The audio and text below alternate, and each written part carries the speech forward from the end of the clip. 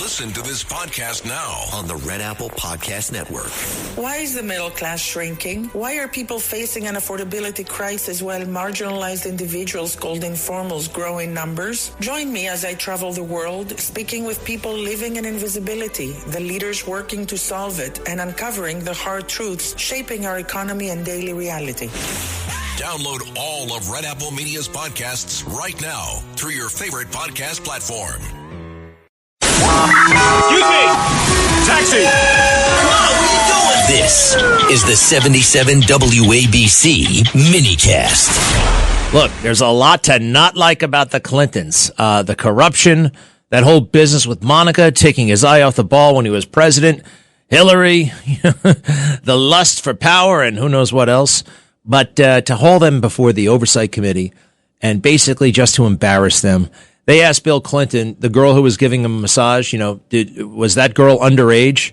He said, not to my knowledge. Not to my knowledge. Well, to my knowledge, she was 22 years old. Okay? She was 22 years old. Now, that is a compromising position. You would think, right? There's a grown man, Bill Clinton, no less, former president of the United States, sitting in an airport terminal, and a 22-year-old girl is massaging his shoulders and neck. They're both fully clothed. It's in public. And you know what else I found? I just perused the internet. Thousands of people getting massages at the airport or at the mall. They still have malls, They have those little chairs set up, and you can get a massage right there in front of everybody. You go to Roosevelt Field Mall. I think they still have one. Granted, I haven't been to Roosevelt Field in a while. Yikes. That place was dangerous when I was a kid. Now I wonder what it's. I'll order online. Thank you very much. I should go back though. Man, I remember the Time Out, the video arcade, and what was the name of that record place? Not Tower Records. Record World. Gary Delabate used to work there. What do you want to say about the war? On and on and on it goes. We're kicking ass. We're subduing their defenses. Basically, we've annihilated them. So when they say we have air superiority, what does that mean? Well, that means you can just fly over the country without any fear of being shot down or one of their airplanes taking off and trying to shoot you down, right, as a pilot. That's air superiority, complete dominance. Now, I think they said they had that yesterday, and today I think they said they're going to have it by the end of the week. I could nitpick on the messaging, and maybe I will later, but I'll also say this. I remember the first Gulf War, and they were a little bit more specific with what the hell was going on in terms of the missions and the details about target strikes. They haven't been as specific, and there hasn't been as much data. There's been a lot of, we're crushing the enemy, we're crushing their defenses, and that's fine. It's a style thing, and maybe it's an ops security thing. All of the people who were killed were from a military unit four that we know from Iowa. Did you see that? Their pictures. And they were in like some sort of support battalion, You never think that, there are certain military occupational specialties that are seen as safer and others that are seen as more dangerous, right? You just never know. I remember when I was in Iraq during the invasion, you know who we lost first? The truck drivers, the fuel truck drivers. About 8 of them were killed in an ambush. And they weren't at the tip of the convoy. They were like in the rear or in the middle of the convoy. So you just never know. I wonder if, there's a big debate going on, kinda. Democrats are just opposing this for the sake of opposing it. That's what they do. If it's President Trump, they oppose it. But they're really playing catch up, and it's a really reactive game. All right. And this is all because of Obama. And not what Obama is asking for now, but because of Obama's political good fortune. Now, Barack Obama, when he was a lowly state senator nobody from Illinois, nobody really cared what Obama had to say about anything.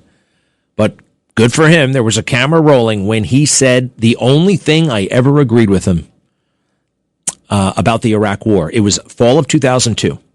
There was a march toward war in Iraq. We hadn't done it yet. There was a push to get congressional approval. And he's not going to vote on it. He's not in Congress. He's in the state Senate. But he said what he would do. And he didn't like the war. He wouldn't support it because it was a dumb war. This is Barack Obama in Chicago in 2002. Cut 9, please. Cut 9. I don't oppose war in all circumstances. And when I look out over this crowd today, I know there is no shortage of patriots or patriotism. What I do oppose is a dumb war. And he thought the Iraq war, and he spelled it out, was dumb, not necessary. I happen to agree. I agreed all throughout, and I was keeping score as to who was supporting and who wasn't supporting, and there was overwhelming support for invading Iraq from Democrats and Republicans. Very, very, very few stood up. There were no big protests or anything like that. It was, yeah, we're going to go kick some ass. In large part because a lot of people felt emasculated on 9/11, right? Okay, you want to do something. Even right now, I kind of want to do something, right? Here I am. I'm home. I'm not flying those jets. I'm just home. You feel a little bit like, man, maybe I should be doing more. Then again, I did my part. All right. I've been there. I had my ass in the grass. Can't say I liked it that much. So he opposes the war. And then he becomes a United States Senator. And then he starts running for president. And the Iraq war does not go away as an issue. And all of the other Democrats who are running supported the war. Hillary Clinton, who the hell else was in that race? Was John Edwards in that race? John Edwards was running. All these people, they all voted for the war. You see the difference there, right?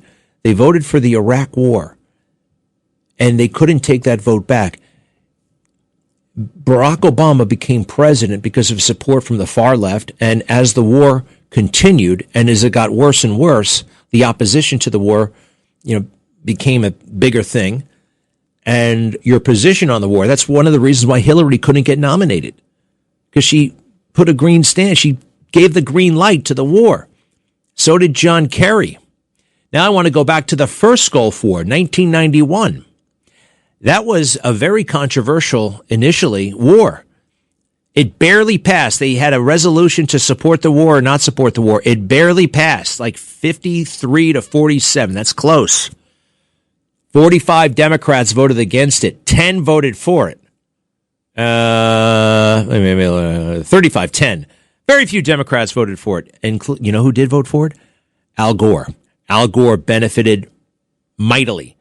It's one of the reasons why Bill Clinton, perhaps the reason why Bill Clinton picked him, because he's a liberal who supported the war. That's kind of counterintuitive, right? You get it? It's unique. It's different. It's aha. Wow, this is interesting. It's all about branding. So, actually, here's John Kerry, and this is where he kind of started losing his mind. He did what everybody was supposed to do. Liberals are supposed to oppose war, right? Yeah, all the people I heard who opposed that war were saying, I don't know about this Pax Americana thing. What a pompous guy. But he voted against the war. And guess what? The war was a hit. We won. And we won in like 100 hours. Cut 11, please. It was the biggest military celebration in the nation's capital since World War II, as Washington today honored the U.S. servicemen and women who fought in the Gulf War. The Patriot missile got the loudest applause of the day. Several 100,000 spectators lined the streets, most with the same message. We're here just to say thank you and to celebrate our victory, but to say thank you to all the men and women who serve in the armed forces. I think that this is a wonderful occasion. The people loved it. And politicians like John Kerry, who voted against it, looked like jerks. Al Gore, his contemporary, becomes vice president of the United States because he voted for the war. So the next war rolls around, 2002, and here's John Kerry saying, yeah, of course I support the war. Granted, he's pompous, and he says it in a very convoluted way. John Kerry in 2002, cut 12.